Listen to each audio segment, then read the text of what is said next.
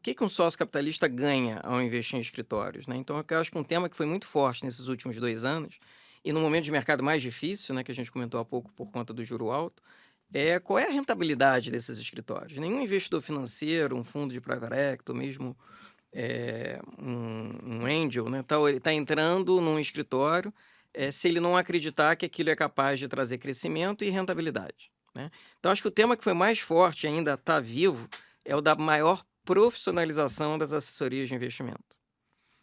E a gente pega um ano do ponto de vista macro, né, desafiador, como foi o ano passado, e mostra o quão esse business é bom e resiliente, que mesmo num ano difícil, talvez o ano mais difícil dos últimos 10, e o setor ainda assim cresceu.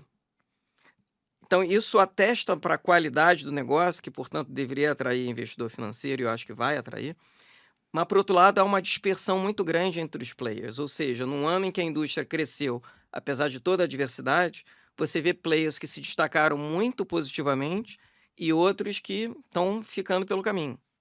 Então é saudável que esse processo está acontecendo de profissionalização, porque aí está dando ainda mais oportunidade para as empresas que são melhor geridas, mesmo nos anos adversos, crescerem e ainda se apropriarem da ineficiência ou da menor competência de alguns dos seus concorrentes. E aí acho que o tema M&A vai estar muito vivo também, né. E está acontecendo ao nível das corretoras, que a gente falou, mas aí está acontecendo também ao nível das assessorias. Então o que eu vejo no tempo é uma situação em que, apesar desse M&A muito forte, a gente vai continuar vendo muito espaço para novas assessorias surgirem. O sarrafo está subindo, um pouco do que eu vi também no mercado de asset management, né. No passado, lá fora e aqui a gente falava muito, você só precisava de a expressão em inglês é two guys and a Bloomberg, 2 pessoas, um terminal Bloomberg e você lança uma gestora. As condições para você criar uma gestora de recursos foram aumentando no tempo, o compliance, as exigências regulatórias de Anbima, de CVM, e tornou esse processo um pouco mais complexo, como já é hoje. A mesma coisa está acontecendo com as assessorias de investimento. As novas instruções que entraram em vigor no ano passado, elas trouxeram, eh, ganhos importantes para você pensar no crescimento de operações bem tocadas, mas trouxeram também responsabilidades novas. O compliance está crescendo, o custo de observância está crescendo. Então, eu acho que a gente vai ver a disponibilização de recursos por parte das próprias corretoras e bancos e de fundos de investimento para atuarem adquirindo participações em escritórios, mas não é o mesmo dinheiro que vai para todo mundo. Vai ter uma diferença muito grande do ponto de vista, inclusive, também de precificação de valuation para as operações que são melhor geridas. Então, a gente tá aqui chama o podcast o Despertar das Assessorias, eles precisam despertar exatamente para isso. É fundamental você correr mais rápido para fazer essa profissionalização, para poder ter a oportunidade de aproveitar o financiamento crescente que o setor vai ter a partir da mudança da norma. A gente está ainda, no início desse processo, né, você mencionou, alguma coisa está mais forte a partir do segundo semestre, eu concordo com você, mas isso vai sendo uma crescente ao longo dos próximos anos. E quanto mais rápido as assessorias começarem a mostrar números positivos, acho que o relatório ele traz um insight muito interessante de mostrar o quanto que mesmo no ano adverso, algumas assessorias conseguiram subir de uma maneira bem significativa a sua margem, né, você pode dar os números e comentar um pouco melhor para quem está nos ouvindo, mas eu acho que isso é que vai fazer a diferença para a atração desse capital. Que o capital está aí e vai vir, eu não tenho dúvida. E de novo, vamos olhar, por exemplo, o mercado de maduros, como é o caso do mercado americano, que está, sei lá, 15, 20 anos à frente, a mesma coisa aconteceu lá. Boa, eu acho que, assim, tem muita coisa pra gente aprofundar, né? Dá pra ficar aqui 5, 6 horas falando sobre. É bom que você me convida de novo. Boa. Bom, se a gente vai falar de crescimento e margem aqui, eu acho que dá até um passo para trás, né? Quando a gente vai falar de profissionalização dentro das assessorias, acho que tem uma parte no relatório que eu falo que é isso que vai guiar para frente, mas profissionalização talvez seja um negócio tão amplo que a gente tenha várias formas de descrever. Eu gosto de falar que talvez a melhor forma uma das grandes formas, não a melhor, mas uma das grandes formas de descrever a profissionalização de uma assessoria seria ter bons gestores que fazem mais com menos, né? Então essa é a melhor forma de você falar. Bom, se você é profissional, você sabe avaliar suas estruturas de administrativas, custos, e crescimento e conseguir reduzir seu custo, melhorar seu crescimento e melhorar sua receita e sua margem. Eu acho que 2023 serviu muito para isso, 2023, talvez se não existisse 2023 no setor de assessoria, a gente ainda tivesse vivendo aquele setor que a gente vivia, onde todo mundo falava em comprar carteira a qualquer custo, aqui adquirir cliente a qualquer custo. Então, as luvas, os mínimos garantidos, os investimentos em escritório físico, nunca foram feitos ou poucas vezes eram feitos olhando payback, olhando ROI, olhando o retorno desse investimento, como deveria ser feito em qualquer outra indústria, né? Eu acho que por muito tempo eu falava isso, por muito tempo a gente até foi.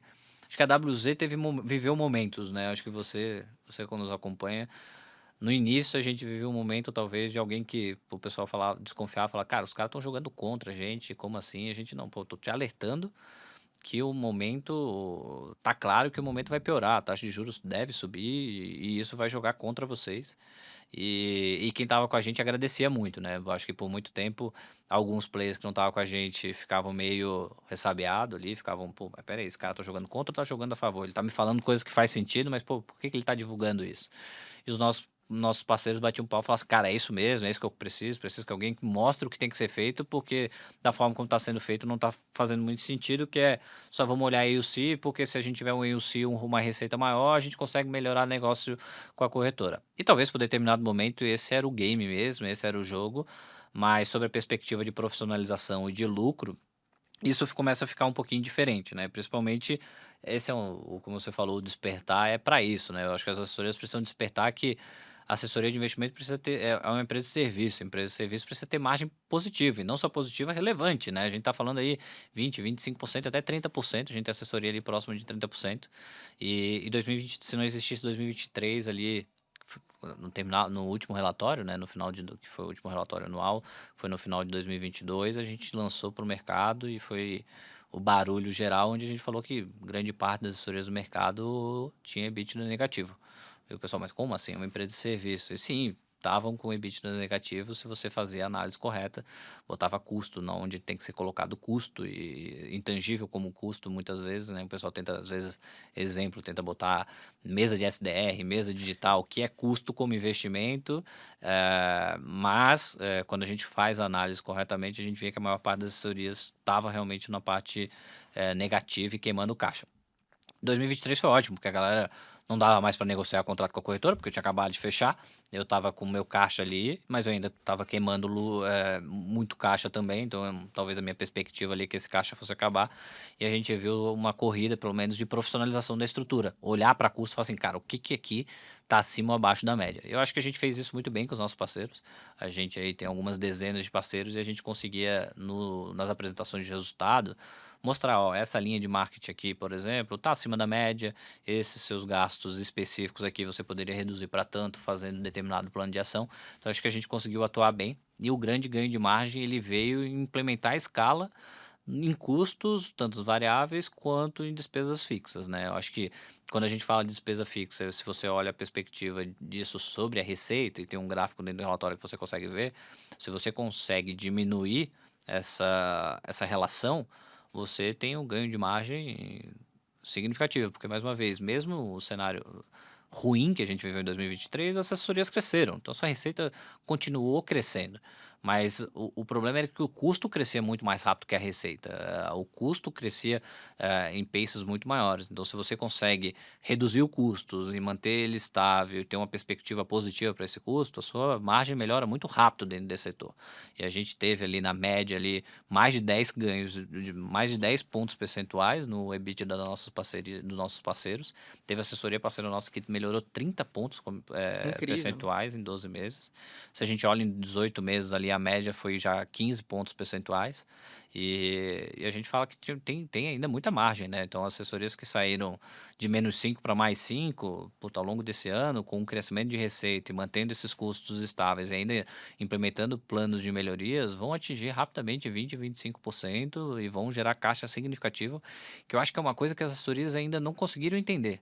A partir do momento que você começa a gerar caixa, um ano dentro da assessoria gerando caixa é significativo para o seu negócio. O quanto que esse caixa volta a gerar, você gera resultado financeiro com esse caixa e o quanto que você começa a fazer com que esse negócio fique um negócio orgânico, né? Que você não precise levantar a mão para renegociar com a corretora, como teve muitas assessorias que, porque o resultado operacional era negativo, precisava viver de incentivo e acabava vivendo num looping de não olhar e não ter uma empresa rentável. Eu acho que isso é profissionalizar e é isso que os investidores vão fazer, né? Eu acho que nas nossas conversas com outros fundos, com fundos gringos, para fazer o movimento que a gente está fazendo, a grande ponto que assusta, e a gente veio tendo essa conversa nos últimos anos, né? O primeiro ponto é apresentamos, o setor está ruim. Todo mundo, como uma empresa de assessoria não dá lucro? Aqui todo mundo dá lucro.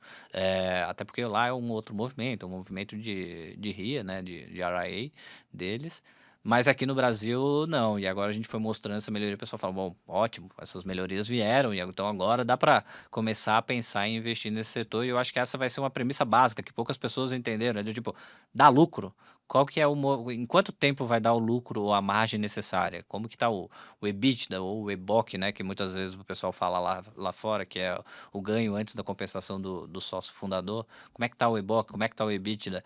Acho que o pessoal ainda não entendeu sobre a profissionalização, sobre essa perspectiva, né? Não só de, bom, eu preciso ter um bom financeiro, preciso ter uma confiança no meu relatório de FP&A, de resultado, preciso ter uma boa contabilidade, preciso conseguir ter estruturas operacionais viáveis, executivos dentro da empresa, eventualmente, para trazer um sócio investidor, mas eu preciso ter lucro. Assim, é a premissa básica, né? Eu preciso ter lucro e não eu preciso ter uma promessa de lucro, eu preciso ter quantidade, sabe? Do tipo assim, mas eu tenho tudo isso daqui.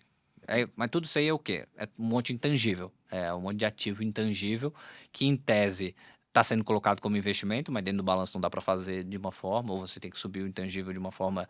E não é nem tecnologia, né? É um intangível que é intangível mesmo, tipo uma criação de uma mesa proprietária ou uma criação de uma estrutura nova que um dia vai dar lucro. Isso acaba sendo bem difícil.